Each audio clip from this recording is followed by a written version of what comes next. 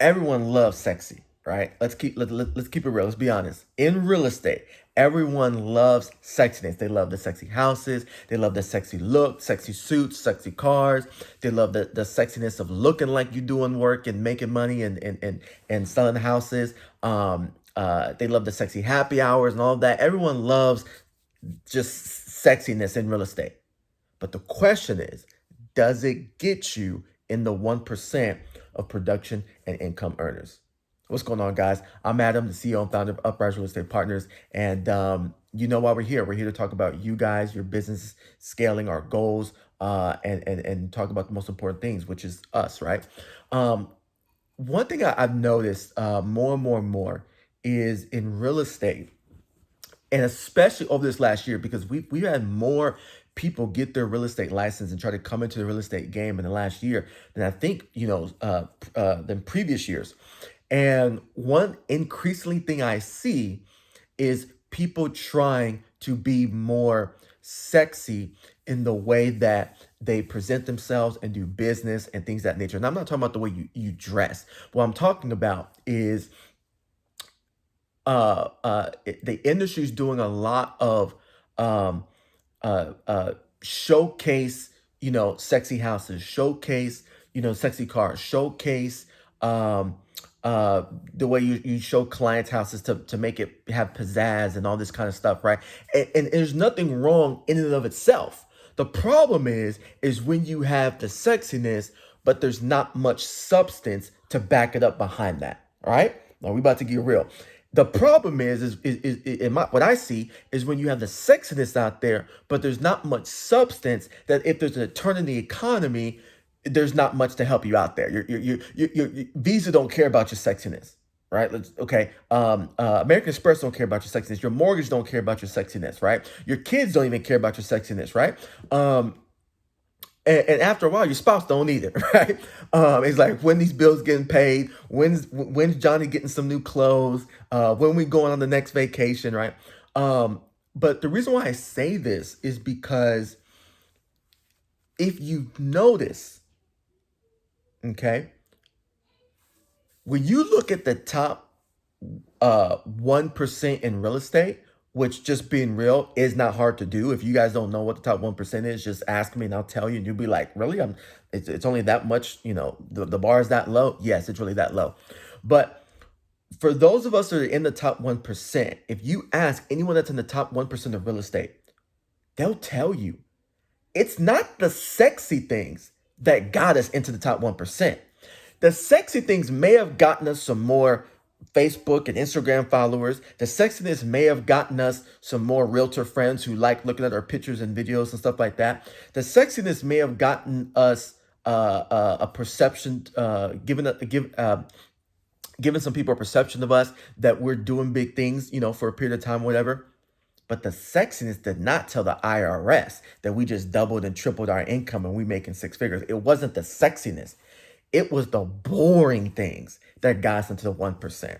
Make sure you understand that distinction. For those of you who don't read, if you read autobiographies and biographies of great entrepreneurs and business owners and companies, you'll see it wasn't sexiness that got them into the level that they're at. It was the boring things of business that they mastered that got them into the 1%. So let me tell you what those things are, okay? Number one, vision. Vision.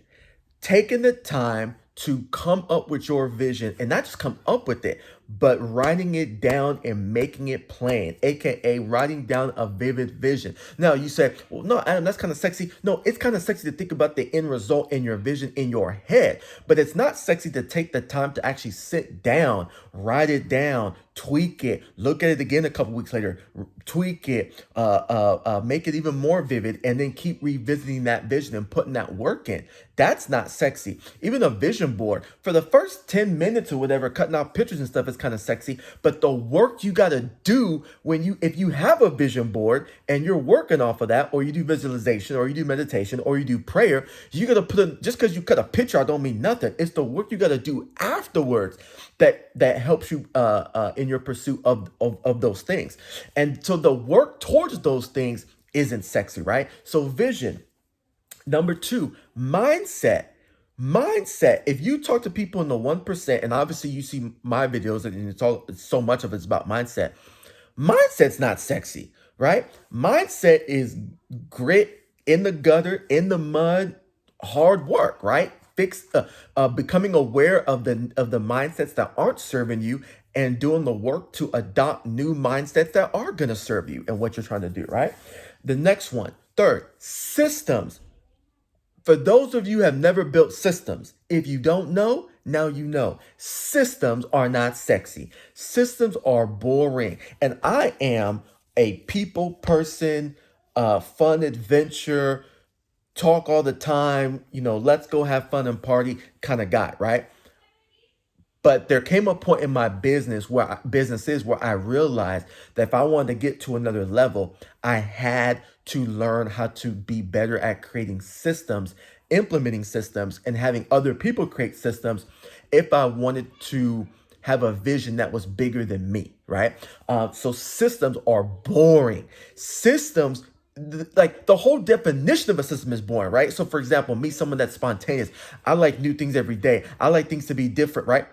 The whole purpose of a system is you get the same thing all the time, every time, right? And that's boring to me, but that makes money, right? So systems, structure, how you're structured, how you're structuring things, right? The structure of your eating, the structure of your exercise, the structure of your marriage, the structure of your relationship, structure of your company, the structure of your team, the structure of your prospecting, your business and your admin, all of that, your structure, your financial structure, right?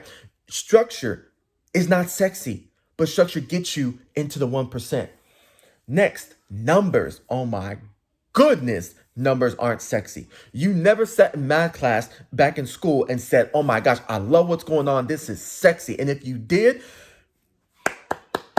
right? Let's work together, right? Numbers are not sexy. Numbers a lot of times can be boring, right? And when I say numbers, I mean knowing your numbers, tracking your numbers, putting your numbers in daily, looking over reports of numbers, analyzing numbers, and making decisions from numbers. For most of us in real estate, we did not get into real estate for the purpose of numbers. We got into real estate because we like people and some of us like houses, right? But if you talk to majority of the people that are in the top 1% in real estate, they will tell you that numbers are one of the most crucial pillars for them being in the 1%. Next one is team. Team.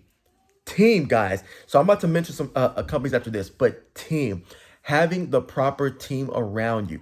Sometimes you guys will hear investors or gurus talk about having your power team if you're going to be a business owner, entrepreneur, or an investor. So having your power team from your accountant, CPA, to your attorneys, to your, if you're going to invest in real estate, your realtor team, your contractors, right? Your team, your power team, right? And real estate, it could be that same thing, or it could be you actually building out a team, your admin, your transaction coordinators, showing assistants, listing agents, things that your broker, your brokerage, all of that, right? Your photographer, everyone. Your team is so important. And it's not sexy. Why? It's not sexy holding people accountable. It's not sexy having to solve other people, problems that other people have. It's not sexy delegating stuff to other people and them not doing it. And you got to either, you get upset and do it yourself, or you got to teach them how to do it again and training people. All that's not sexy. It's hard work in the gutter, out the mud type of work, but it's boring. It's boring, and it makes money, and it creates success, and it can lead to freedom. So again, vision, mindset, systems, structure, numbers, and team. Okay. Now, you want to know who wasn't sexy? You want to know who wasn't sexy, but who's sexy now? Amazon. Amazon wasn't sexy when they started out. They sold books. Go ask your average person under the age of 30 and ask them to list the top 10 things that they think are sexy in the world, besides like a person, and see if they put books in their top 10. No, they're not. So Amazon just sold books, right? And they would do it online and had a crazy logistics supply chain. Who else? Microsoft. Microsoft wasn't sexy. You could, they would say back in the day, oh, that's for nerds. That's for computer geeks. Now look at it. Everybody and their mama is using it, and the same jocks and type of people that would call them nerds and computer geeks, like the NFL and the NBA and NASCAR and hockey and all the big sports industries, they now everything they do runs on their platforms, right? They're not just the technology, but their analytics and how they make decisions. Facebook, Facebook. I remember when it came out in college, it was like, what? It wasn't sexy. It's like, okay, this is just a college thing, right? Adults were like, what is that? No, adults weren't trying to get on Facebook when it first came out. It was like, oh, that's a kiddie thing, right? It's sexy now. What else? What else? So Amazon, Microsoft, and Facebook were not sexy, but you know what they did? They mastered what was boring and they became sexy.